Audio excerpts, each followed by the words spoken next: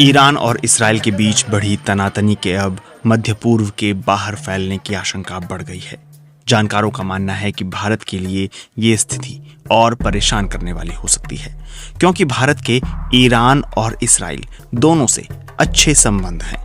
साथ ही पश्चिमी एशियाई देशों में अच्छी खासी तादाद में भारतीय भी रहते हैं। जानकारों का मानना है कि ईरान और इसराइल का संघर्ष भारतीय अर्थव्यवस्था को भी प्रभावित कर सकता है। ईरान के हमले के बाद ही भारत के विदेश मंत्रालय ने एक बयान जारी कर चिंता जताते हुए दोनों मुल्कों से कूटनीतिक रास्ते पर चलने के लिए कहा था। भारत ने अपने नागरिकों के लिए ट्रैवल एडवाइजरी जारी की थी और इन दोनों देशों की यात्रा नहीं करने के लिए कहा था। जानकार मानते हैं कि ईरान और इसराइल के संघर्ष के बीच भारत की सबसे बड़ी चुनौती इन देशों और पश्चिमी एशिया के अन्य देशों में रह रहे अपने लाखों नागरिकों की सुरक्षा सुनिश्चित करना है। इस समय इसराइल में करीब 18,000 भारतीय हैं, जबकि ईरान में 5 से 10,000 भारतीय रह रहे हैं। हमास के साथ जंग शुरू होने के बाद इसराइल के निर्माण क्षेत्र में काम करने वालों की सख्त कमी हो गई। इस कमी को पूरा करने के लिए भारत सरकार और इसराइल सरकार के बीच हुए समझौते के तहत उत्तर प्रदेश और हरियाणा के 10,000 श्रमिक स्क्रीनिंग के बाद इसराइल भेजे जाने थे। हरियाणा से करीब 530 श्रमिक इसराइल जा चुके हैं, लेकिन भारत सरकार की ट्रैवल एडवाइजरी के बाद बाकी बचे लोगों के इसराइल जाने की योजना अधर में लटक गई है। ईरान और इसराइल में संघर्ष बढ़ने के बाद वैश्विक स्तर पर कच्चे तेल और सोने की कीमतें भी बढ़ी हैं। जामिया मिलिया इस्लामिया यूनिवर्सिटी में फैकल्टी मेंबर प्रेमानंद मिश्रा कहते हैं कि तेल के दाम बढ़ने से पूरी अर्थव्यवस्था प्रभावित होती है। वो कहते हैं, आप लोकसभा चुनाव के दौर में हैं और अगर महंगाई बढ़ती है तो इसका सीधा असर आपकी चुनावी राजनीति पर पड़ता है, जो भारत नहीं चाहेगा।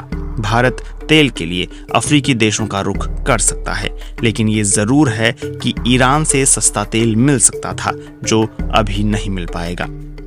ईरान के इसराइल पर हमले के बाद भारतीय विदेश मंत्रालय ने चिंता जाहिर की और कहा कि क्षेत्रीय शांति और सुरक्षा को बनाए रखना महत्वपूर्ण है। भारत ने कहा कि हम संयम बरतने और तत्काल हिंसा से पीछे हटकर कूटनीति के रास्ते से हल निकालने का आह्वान करते हैं। हालांकि जानकारों का मानना है कि भारत की ओर से दी गई प्रतिक्रिया उसकी विदेश नीति में असमंजस की स्थिति को दिखाती है। डॉक्टर प्रेमानंद मिश्रा कहते हैं कि भारत के लिए ये आगे कुआं और पीछे खाई वाली स्थिति है। अगर भारत इसराइल के साथ अपने संबंध बनाए रखने की कोशिश करता है तो ईरान के साथ आपके रिश्ते बहुत खराब हो सकते हैं, और अगर उसने ईरान से करीबी दिखाई तो इससे इसराइल के साथ ही अमेरिका की भी नाराजगी झेलनी पड़ सकती है। अगर इसराइल और ईरान के साथ भारत के रिश्तों की बात करें तो इसराइल 1948 में एक देश के तौर पर अस्तित्व में आया, लेकिन भारत ने 1992 में उसके साथ राजनयिक संबंध स्थापित किए। हालांकि इसके बाद से भारत के इसराइल के साथ संबंध दिनों दिन मजबूत होते चले गए। अब इसराइल भारत को हथियार और तकनीकी निर्यात करने वाले शीर्ष देशों में से एक है। इसके उलट ईरान के साथ भारत के पुराने रिश्ते हैं। ईरान भारत को तेल आपूर्ति करने वाला शीर्ष देशों में से एक था। अंतर्राष्ट्रीय पाबंदियों के बावजूद भारत ने ईरान के साथ संबंधों को संतुलित बनाए रखा है। भारत के विदेश मंत्री एस जयशंकर ने इसी साल ईरान का दौरा किया था। इस दौरान चाबहार बंदरगाह पर भी चर्चा हुई थी।